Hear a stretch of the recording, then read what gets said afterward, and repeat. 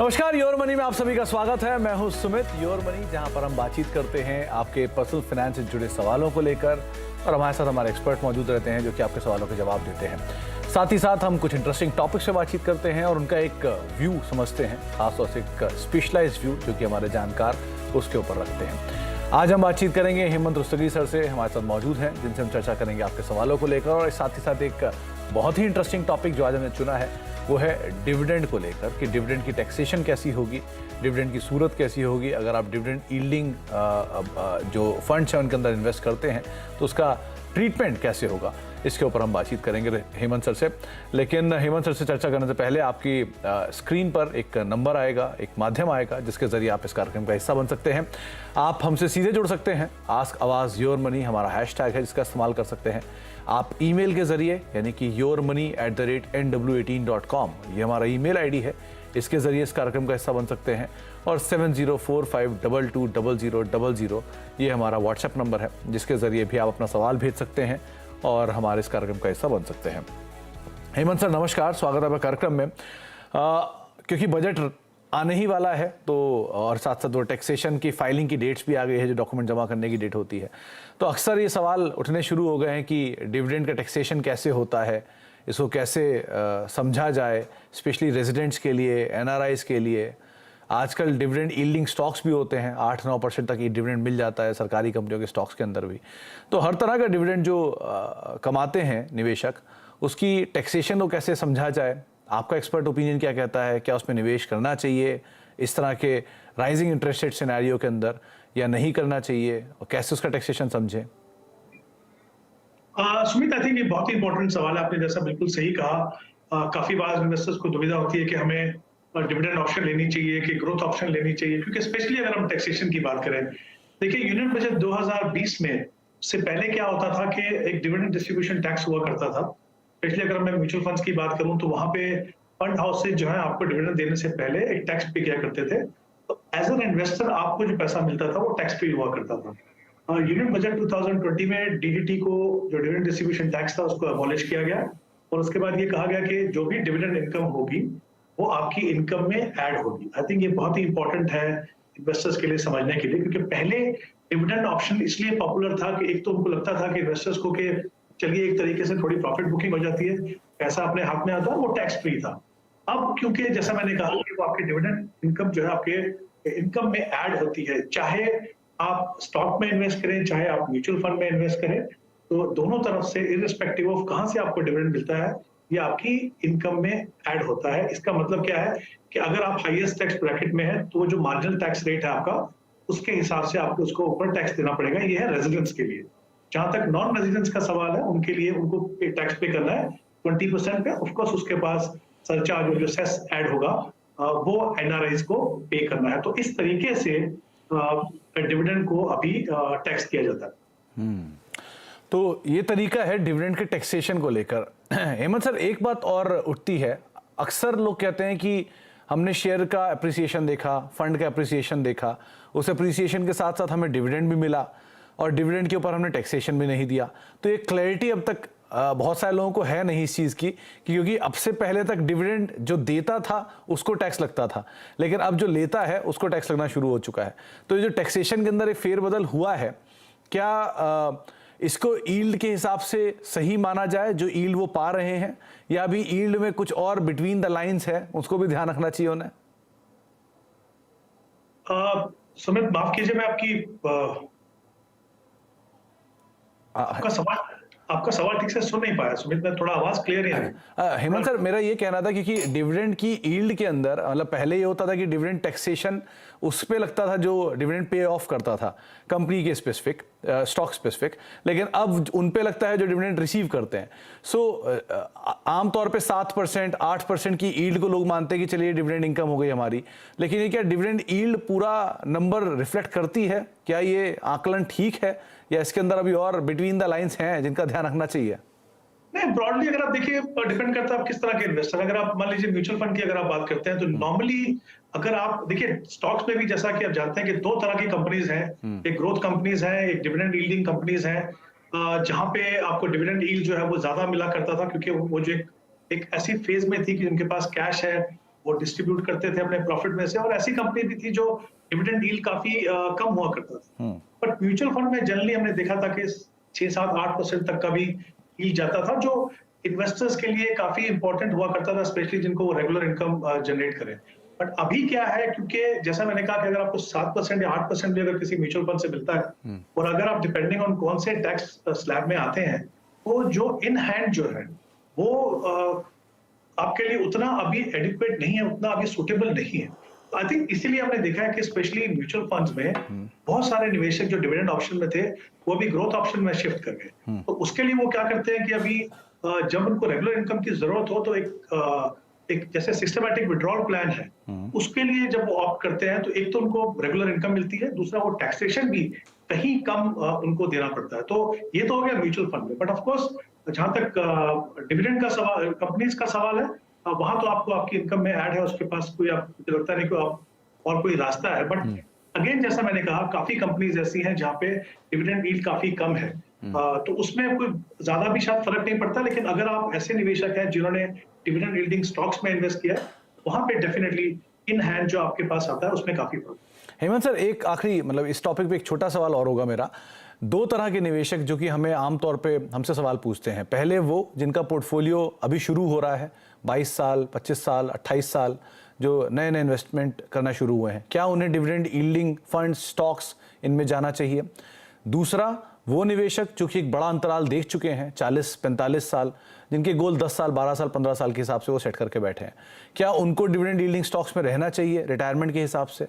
तो इन दोनों के लिए आपकी राय क्या होगी?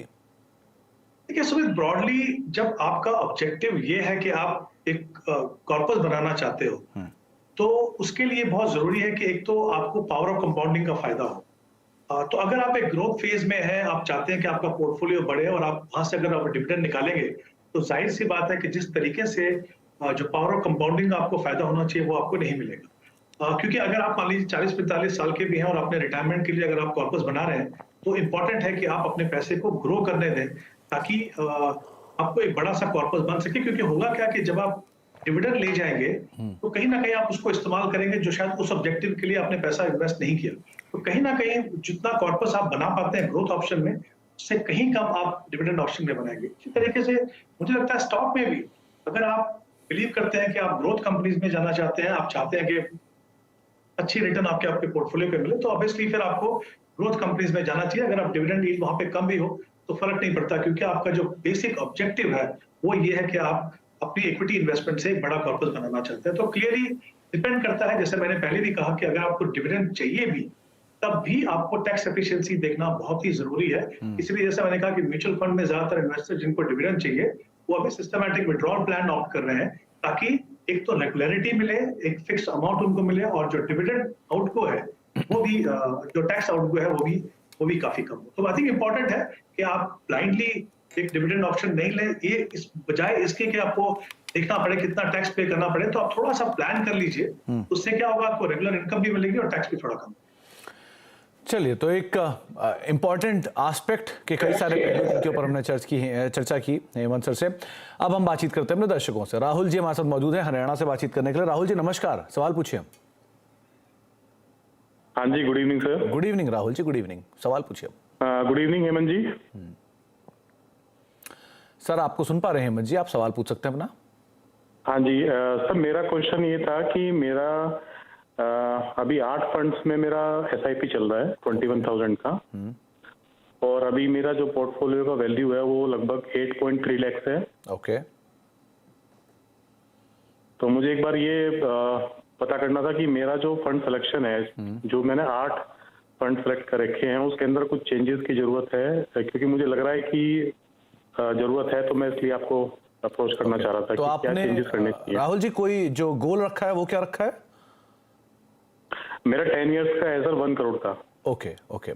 हेमंत सर, 10 साल 1 करोड़ का कॉर्पस, 39 साल की इनकी अभी उम्र है, और इनकी करीब करीब 21,000 रुपए की SIP पर मंथ चल रही हैं। SIP के नाम आपको भेजे हुए हैं। क्या फेरबदल, क्या बदलाव की जरूरत, अचीवेबल है या कुछ बदलाव की जरूरत है? इंक्रीमेंटल SIP लगानी होगी, क्या करना होगा इन्हें? जी, आई थिंक इम्पोर्टेंट है कि हम पहले ये देखें कि वाकई में जो इन्वेस्टमेंट जो कर रहे हैं उनसे अपने इनके गोल पूरे होंगे कि नहीं होंगे।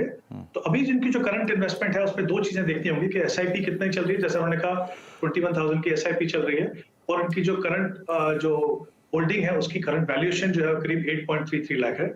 इन दोनों को अगर मैं मान के चलूं, और ये मान के चलूं कि ये अपना प्रोसेस जो अगले 10 साल तक कंटिन्यू करेंगे, तो करीब 78 लाख का कॉर्पस इनका बनेगा, क्योंकि इनका टारगेट 1 करोड़ है, तो वहां पे एक शॉर्टफॉल आता है 22,000 का।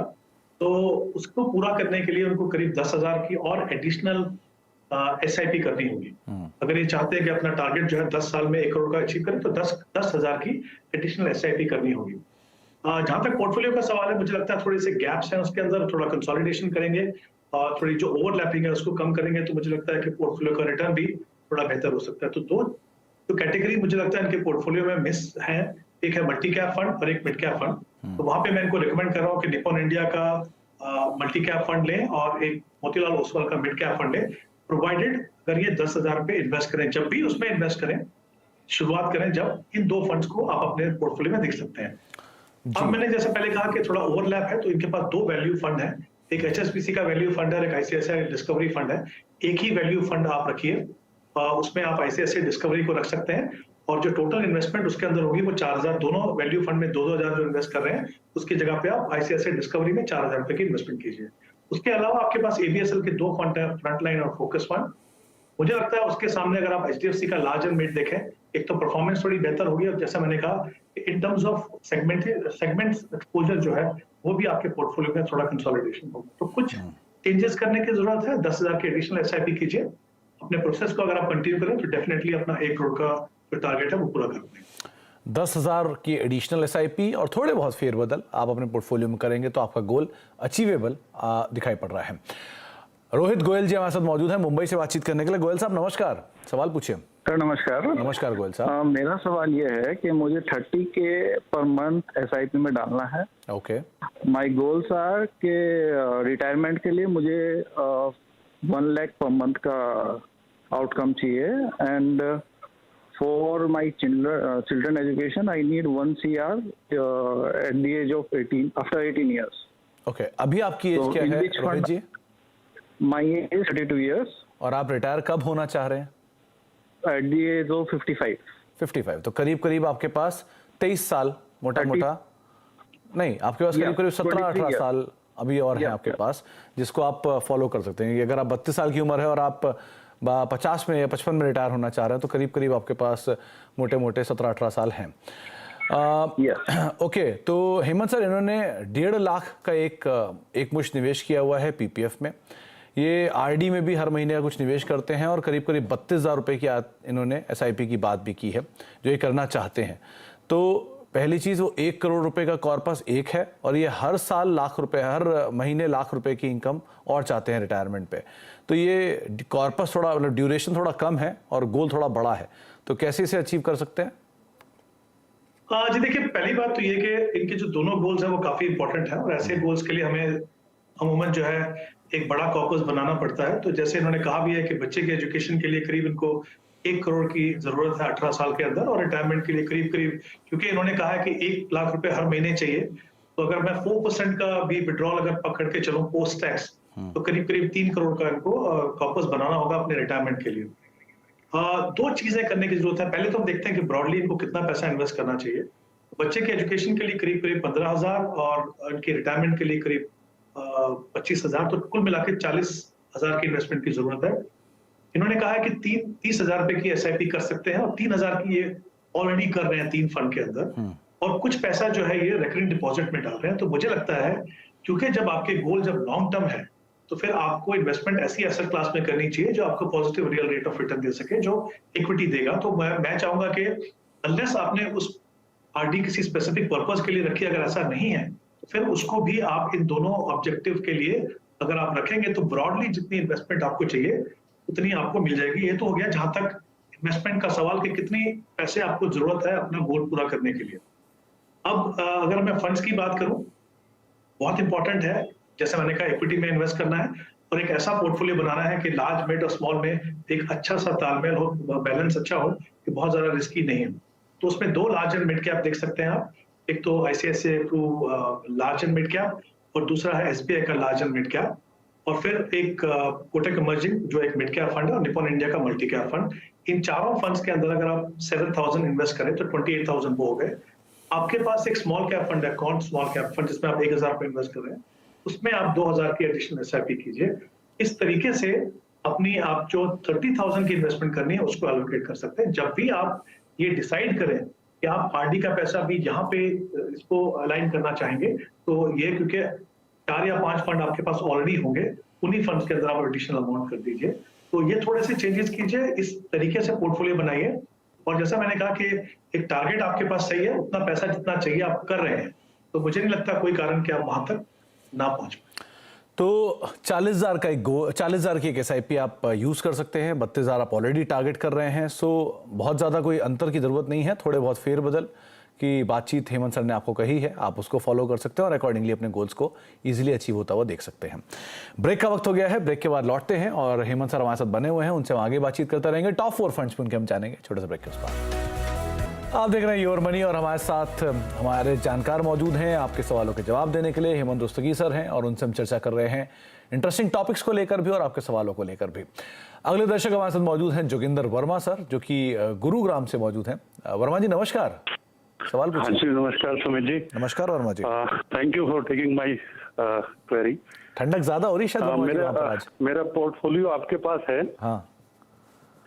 इसमें बेसिकली क्वांट एक्टिव फंड में मैंने अभी सिर्फ 50,000 डाले, लास्ट में स्टार्ट किया है। बाकी जो मेजर अमाउंट है वो 4 फंड्स के अंदर है, जो लिस्ट आपके पास मैंने भेजी है। ठीक है, तो वर्मा सर मेरे को इसमें ना जी टारगेट क्या रखा है आपने Verma sir? Target as such मैंने अभी कोई डिसाइड नहीं किया है। ओके। सिर्फ अभी यही है कि मेरे को नेक्स्ट 10 to 15 ईयर्स तक ये जो मंथली मेरी सिप है ये कंटिन्यू रहेगी। ओके। और 5 इयर्स के बाद मेरे को डॉटर की हायर एजुकेशन के लिए अराउंड 80 लाख रुपीज चाहिए। ओके। उसके बाद जो भी कॉर्पस इकट्ठा होगा that will be for my retirement. Okay, तो अभी का जो कॉर्पस है वो शायद 1.5 करोड़ है, राइट? जी, अभी 1.5 करोड़ है। ओके। ओके। और इसके अलावा मेरा PPF में भी है, वो भी मैंने उसमें अमाउंट मेंशन किया है जी। तो मेरे 3 क्वेश्चन है। एक तो फंड्स की सिलेक्शन का मेरे को चेक करना था। ओके। दूसरा रिटायरमेंट तक कितना कॉर्पस जनरेट हो जाएगा, जिसमें से मैं 80 लाख निकालूंगा after 5 years. Okay. Okay. Hemant sir, clear thoughts, करीब 1.5 करोड़ का कॉर्पस, 15 साल में रिटायरमेंट, रिसेंटली या फिर गोइंग फॉरवर्ड इन्हें 80 लाख रुपए चाहिए डॉटर की हायर एजुकेशन के लिए। क्या कॉर्पस एक्सपेक्ट कर सकते हैं? फंड में क्या बदलाव की जरूरत है? कैसे गोल्स को आगे निर्धारित करें? आई थिंक जहां तक इनके गोल का सवाल है, मैं कहता हूं कि जैसे उन्होंने कहा कि 3 लाख की SIP कर रहे हैं और इनका जो एग्जिस्टिंग पोर्टफोलियो है जो SIP के द्वारा इन्होंने बनाया उसकी करीब वैल्यू 1 करोड़ 50 लाख है। तो अगर ये अपने प्रोसेस को, जैसे उन्होंने कहा 10 से 15 साल, अगर मैं 15 साल का समय मान के चलता हूँ तो करीब जो SIP की जो इन्वेस्टमेंट है उससे करीब 15 करोड़ का कॉर्पस बना पाएंगे वो। और जो एक्जिस्टिंग इन्वेस्टमेंट है 1.5 करोड़ की, अगर वो भी 15 साल तक ग्रो होती है तो उसमें एडिशनल 8 करोड़ वो ऐड कर पाएंगे। तो ब्रॉडली मैं कह सकता हूं कि करीब 22 से 23 करोड़ का कॉर्पस 15 साल तक, अगर ये अपनी इन्वेस्टमेंट प्रोसेस को कंटिन्यू करते हैं, बना पाएंगे। उसमें से जैसा उन्होंने कहा कि 80 लाख की इनको जरूरत है, डेफिनेटली उसमें से वो इस्तेमाल करेंगे भी। तो जैसा मैंने कहा बहुत ज्यादा फर्क नहीं पड़ेगा, क्योंकि एक तो इनका इन्वेस्टमेंट का अमाउंट काफी हेल्दी अमाउंट है, दूसरी बात इनके पास समय काफी लंबा है। तो वो जितना, जैसे मैंने कहा, ब्रॉडली 22 से 23 करोड़ का वापस ही अपने इन्वेस्टमेंट में बना पाएंगे। और दूसरी बात मैं कहूंगा जोगिंदर जी कि आपने आज जो फंड चुने हैं वो ब्रॉडली मैं कह सकता हूँ काफी अच्छे फंड चुने हैं। एक ही चीज का आपको ध्यान रखना है कि आपके पास 3 फंड है, जहां पे 3 फंड में इंटरनेशनल एक्सपोजर है, स्पेशली यूएस मार्केट्स का। तो मैं चाहता हूं कि वहां पे एटलीस्ट एक फंड को आप थोड़ा सा के बारे में सोचें। जैसे अभी 2 फंड्स हैं आपके पास, पराग परिकर जो फ्लेक्सी कैप फंड है और SBI फोकस फंड, उसमें करीब 8 से 9% है। दोनों फंड्स के अंदर international market, specially US market में एक्सपोजर है। साथ ही आपके पास एक्सिस ग्रोथ अपॉर्चुनिटी फंड है, उसमें भी इंटरनेशनल मार्केट और यूएस मार्केट में एक्सपोजर है। तो मैं चाहता हूं कि जो एक्सिस ग्रोथ अपॉर्चुनिटी फंड है उसकी जगह में अगर आप ICICI large and mid cap ले लें, एक तो 2 चीजें होंगी, आपका जो जिस तरीके का पोर्टफोलियो बनना चाहिए और एक्सपोजर जो है डिफरेंट सेगमेंट में काफी अच्छा बैलेंस होगा और एक काफी बेहतर फंड आपके पास होगा in terms of consistency of performance. तो मैं चाहूंगा कि सिर्फ एक ही बदलाव अपने पोर्टफोलियो में करें। इंपॉर्टेंट चीज ये है कि क्योंकि आपने इसकी शुरुआत की है, अगर आप 15 साल तक अपने प्रोसेस को कंटिन्यू करते हैं जैसे मैंने कहा 22 से 23 करोड़ का कॉर्पस आपको जो पैसा चाहिए 80 लाख वो निकालने के बाद भी करीब करीब 22 करोड़ आप डेफिनेटली अपने कॉर्पस से बनाएंगे। तो यहाँ पे मैंने जो एनुअलाइज रिटर्न है वो 12% मान के चला, तो जो 15 साल में डेफिनेटली आप उस तरह की रिटर्न एक्सपेक्ट कर सकते हैं इक्विटी म्यूचुअल फंड से। तो आपको कॉर्पस क्लियर है, करीब करीब 20-22 करोड़ के आसपास का आप कॉर्पस रेडी कर लेंगे अपने रकम को निकालने के बाद भी, और अगर आप इसी तरह की अपनी जो SIPs हैं उनको कंटिन्यू करते हैं तो। हेमंत सर, बहुत बहुत शुक्रिया अपना समय में देने के लिए। समय का अभाव है इसलिए वो जो टॉप पिक्स हैं हेमंत सर की वो आप आपकी स्क्रीन पर देख पाएंगे, जो कि उन्होंने टॉप फंड्स के तौर पर चुने हैं।